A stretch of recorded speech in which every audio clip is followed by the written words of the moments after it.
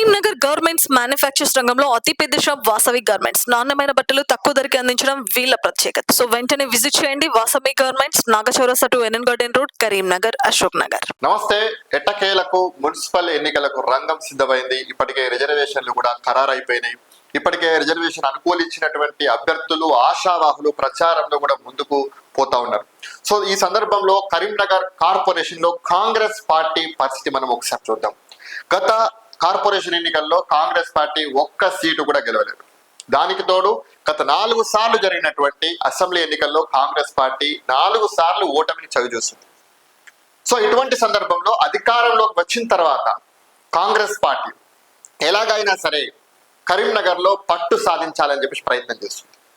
కరీంనగర్ జిల్లా కేంద్రానికి గుండెకాయ లాంటి కరీంనగర్ కార్పొరేషన్ లో నామమాత్రంగా ఉన్నటువంటి కాంగ్రెస్ పార్టీని అధికారంలోకి వచ్చినటువంటి కాంగ్రెస్ పార్టీ, అధికారంలో ఉన్నటువంటి కాంగ్రెస్ పార్టీ మళ్ళీ పూర్వ వైభవాన్ని తీసుకురావాలని చెప్పేసి ప్రయత్నం చేస్తా ఉంది. సో అందులో భాగంగానే ఎలాగైనా సరే ఈసారి కరీంనగర్ మేయర్ పీఠాన్ని కైవసం చేసుకోవాలని చెప్పేసి కాంగ్రెస్ పార్టీ పావులు కదుపుతుంది. మెజారిటీ స్థానాల్లో కార్పొరేటర్ స్థానాలు గెలిచి మేయర్ పీఠాన్ని కైవసం చేసుకొని మళ్ళీ పాత కాలాన్ని గుర్తు తీసుకొచ్చి పూర్వ వైభవం సాధించి రాబోయేటువంటి అసెంబ్లీ ఎన్నికల్లో గెలవడానికి పునాదులు వేసుకోవాలని చెప్పేసి కాంగ్రెస్ పార్టీ భావిస్తుంది. సో కాంగ్రెస్ అధిష్టానం యొక్క వ్యూహం ఈ రకంగా ఉంటే కరీంనగర్ లో మాత్రం ఇందుకు విరుద్ధంగా కరీంనగర్ లో కాంగ్రెస్ పార్టీ పరిస్థితి ఉన్నది.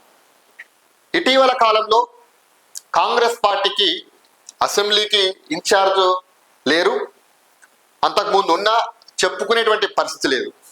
పార్లమెంట్ ఇన్ఛార్జ్ పరిస్థితి అదే పరిస్థితి.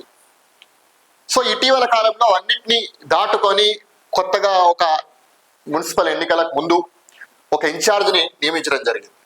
అంతకంటే ముందు డిసిసి కార్పొరేషన్ అధ్యక్షుడిని, అదేవిధంగా డిసిసి అధ్యక్షుడిని నియమించడం జరిగింది. సో ఈ యొక్క నియామకాలు అయిపోయినాయి.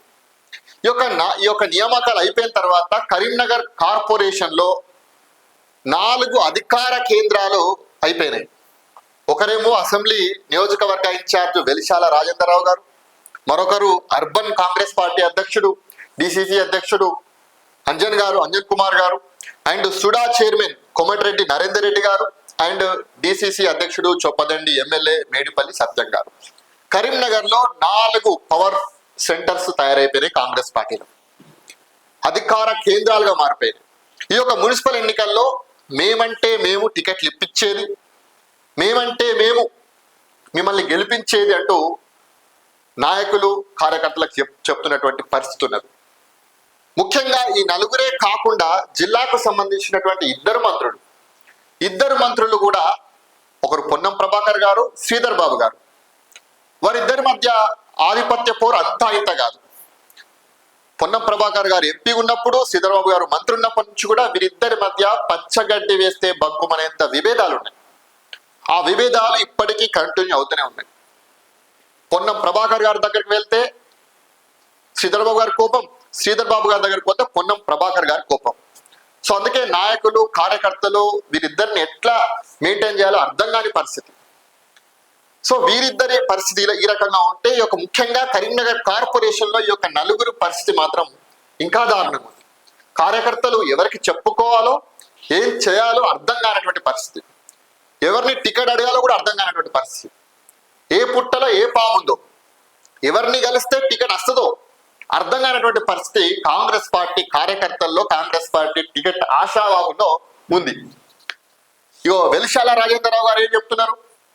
మున్సిపల్ ఎన్నికల వేళ ముఖ్యమంత్రి గారు, డిప్యూటీ సీఎం గారు, మీనాక్షి నటరాజన్ గారు, మహేష్ కుమార్ గారు నాకు ఇన్ఛార్జ్ పెట్టారు, నన్నే కరీంనగర్ లో మెజారిటీ స్థానాలు గెలిపించి నువ్వు తీసుకురావాలని చెప్పేసి నాకు బాధ్యత అప్పచెప్పారు అని చెప్పేసి వెలిశాల రాజేంద్రరావు గారు చెప్తున్నారు.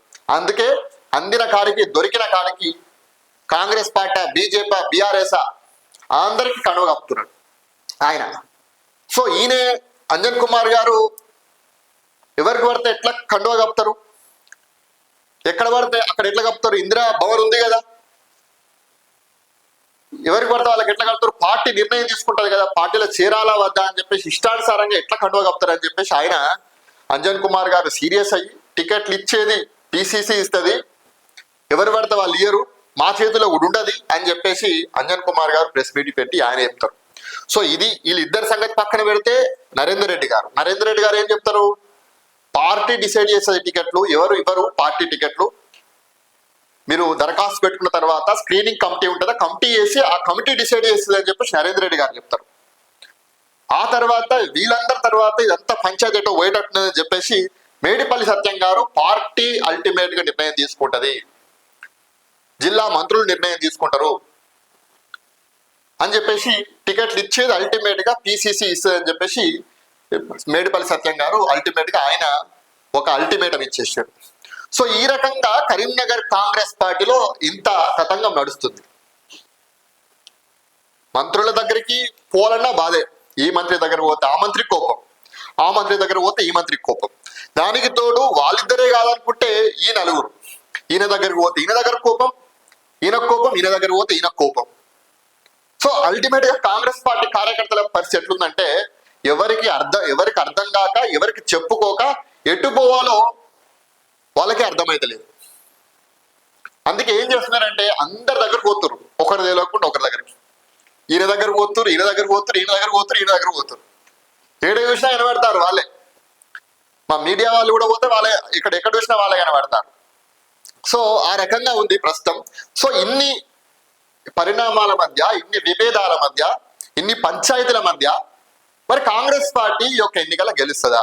ఒకవైపు బీజేపీ చాలా స్ట్రాంగ్ ఉన్నది, మరోవైపు బీఆర్ఎస్ స్ట్రాంగ్ ఉన్నది. గంగుల కమలాకర్ గారు మొత్తం చక్రం తిప్పుతారు, ఇటు బండి సంజయ్ గారు మొత్తం మేమే స్మార్ట్ సిటీ ఫండ్స్ తోటి కరీంనగర్ డెవలప్ చేసినాం, బీఆర్ఎస్ చేసింది ఏం లేదు, కాంగ్రెస్ చేసింది ఏం లేదని చెప్పేసి వారు చెప్తున్నారు. మరి మీరు చెప్పడానికి ఏముంది? ఈ 2 సంవత్సరాల కాంగ్రెస్ పార్టీ ఏం చేసింది కరీంనగర్ కంటే? అదొకటి. దానికి తోడు మీ పంచాయతీలు, ఇన్ని పంచాయతీల మధ్య కాంగ్రెస్ పార్టీ అభ్యర్థులు గెలుస్తారా? అధిష్టానం కోరుకున్నట్టు కరీంనగర్ మేయర్ స్థానం మీరు కైవసం చేసుకుంటారా అనేది పెద్ద $1000 ప్రశ్న ఇది. సో ఇటువంటి సందర్భంలో అల్టిమేట్ గా కాంగ్రెస్ పార్టీ అధిష్టానం ఫుల్ ఫ్లెడ్జ్ గా కరీంనగర్ మీద ఫోకస్ పెట్టాలి. పంచాయతీలు ప్రతి చోటు ఉంటాయి, కానీ కరీంనగర్ అనేది ఉత్తర తెలంగాణకు గుండకాయ లాంటిది. కరీంనగర్కే కాదు, చాలా కీలకం కరీంనగర్ అనేది. రాష్ట్రం మొత్తంలో కాంగ్రెస్ పార్టీకి మంచి వేవ్ వచ్చినప్పుడు కూడా కరీంనగర్లో రాలేదు.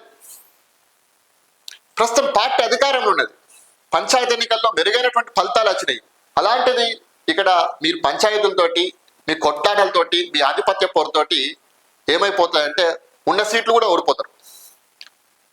సో అందుకే ఇక్కడ అల్టిమేట్గా ఏంటంటే మంత్రులు పొన్నం ప్రభాకర్ గారా లేకపోతే సిద్ధరావు గారా, ఇద్దరిట్లో ఎవరో ఒకరు బాధ్యత తీసుకోవాలి. లేకపోతే ఇద్దరిని సమన్వయపరిచి ఇన్ఛార్జి మంత్రి గారు తుమ్మల నాగేశ్వరరావు గారు వారైనా దీన్ని బాధ్యత తీసుకొని చక్కదిద్దే ప్రయత్నం చేస్తే కాంగ్రెస్ పార్టీ ఇక్కడ గెలుస్తుంది. లేకపోతే బీజేపీ లేకపోతే బీఆర్ఎస్ ఈ సీట్లన్నీ కొట్టుకోపోతుంది. వీళ్ళకప్పుడు అధిష్టానానికి ఏం చెప్పాలో అర్థం కాదు. సో ఆ పరిస్థితి ఉంటుంది. కాబట్టి ఖచ్చితంగా కాంగ్రెస్ పార్టీ మరి దేని మీద దృష్టి సాధిస్తుంది, పంచాయతీల మీదనా లేకపోతే ఓటర్ల మీదనా అనేది చూడాల్సినటువంటి అంశం.